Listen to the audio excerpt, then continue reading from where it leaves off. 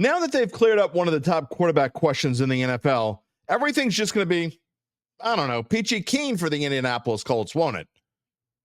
Well, maybe, or maybe not. But we do know for sure that this is NFL preview number 27 of 32 here on the Datitude podcast. Where does your team stand when you've decided that Danny Dimes Jones is better than the guy you drafted with the 4th overall pick in the 2023 draft? Yeah, that's pretty much where it stands. I think, although most of us would be surprised if we don't see Anthony Richardson in some capacity in quite a few games this year, whether it's taking the job back from Jones at some point or for design plays. But it's already a major distraction. What's a shame is the Colts have one of the top running backs in Jonathan Taylor, who rushed for more than 1,400 yards in 13 games started last year. Can he find a way to remain healthy for all 17?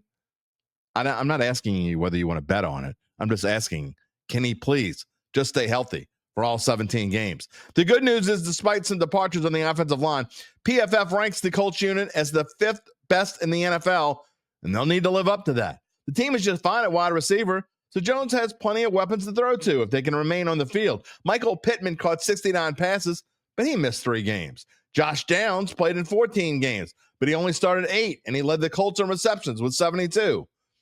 But what can Coach Shane Steichen do in his 3rd season at the helm? Is he on the hot seat after 2 mediocre seasons in which Indy is a combined record of 17-17? He will be if they don't hit this over-under of 7.5 wins.